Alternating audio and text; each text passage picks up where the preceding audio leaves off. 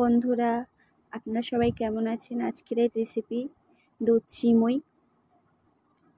তো আসুন চলুন দেখাই। 2 কিলো দুধে প্রথমে 2 কিলো দুধে দিলাম 4-5টা এলাচ। তারপরে বন্ধুরা তেজপাতা, দেখুন খুব শর্টকাটে বানাবেন, আপনাদেরকেও ভালো লাগবে। তারপরে একটু গরম হতে দিলাম। তারপরে গরম হয়ে যাবার পর 2 চামচ ঘি দিয়ে দিলাম। দিয়ে ওইটাকে আবার ভালো করে নেড়ে নিলাম, নেড়ে ঢেকে দিলাম। চিনি দিয়ে দিলাম।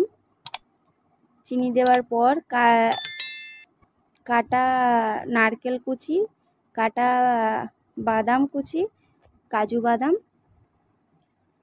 আবার ঢেকে দিলাম।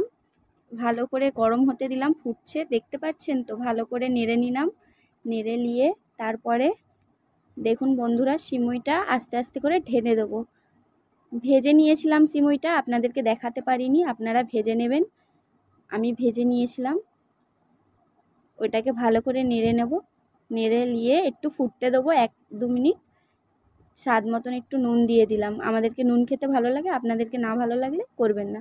ঢেকে দিলাম। তো চলুন আসুন নরম নরম তুলতুলে পারাটা বানাচ্ছি সিমুইয়ের সাথে খাবো বলে। দেখুন ভালো করে পারাটাটা ছেনে নিয়েছিলাম, লই করে রেখে দিয়েছিলাম। এখন দেখুন ভালো করে ওইটাকে ঘি দিয়ে বড় করে ভালো করে এটাকে করছি, দেখে নিন।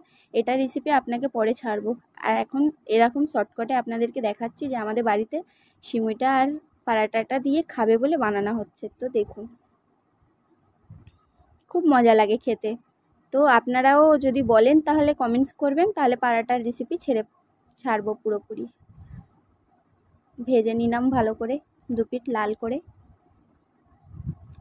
আমাদের ফ্যামিলি বড় বলে আমরা বেশি করে বানাই বন্ধুরা। তোমাদের ছোট হলে তোমরা শর্টকাটে বানিয়ে নেবে। সিমুইটা তো একদমই শর্টকাট, ঢেকে রেখে দিয়েছি। সিমুইটা তো তৈরি হয়ে গেছে, আপনাদেরকে দেখাচ্ছি, পরে খুলে দেখাবো। খুবই মজা লাগে বন্ধুরা, ট্রাই করবেন। আর আমাকে লাইক, কমেন্টস আর শেয়ার করতে ভুলবেন না। দেখছেন সিমুইটা কত দারুণ হয়ে গেছে, কালারটা দেখছেন কত ভালো লাগছে। পারাটাটা দেখুন হয়ে গেছে একদম নরম, ছিঁড়ে দেখাচ্ছি দেখুন। খুব মজা লেগেছে। তো আপনারাও বানিয়ে খাবেন বাড়িতে। আসসালামু আলাইকুম।